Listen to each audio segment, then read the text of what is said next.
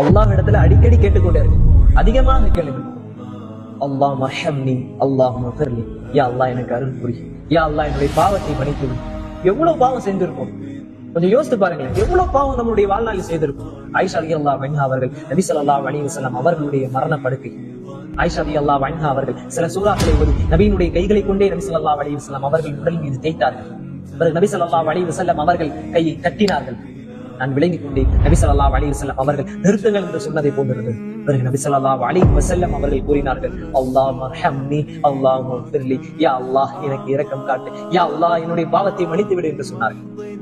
பிறகு நபி ஸல்லல்லாஹு அலைஹி வஸல்லம் தன்னுடைய விரலை வானத்தின் பால் நோக்கி 3 முறை கூறினார்கள், அல்லாஹும்ம ரப்பிக்கல் அலா, யா அல்லாஹ் உயர்வான தோழர்களுடன் என்னை சேர்த்துக் கொள் என்று சொல்லிவிட்டு பிறகு நபியினுடைய விரல் பூமியை நோக்கி கீழே விழுந்தது. நபி ஸல்லல்லாஹு அலைஹி வஸல்லம் அவர்கள் மரணித்து விட்டார்கள்.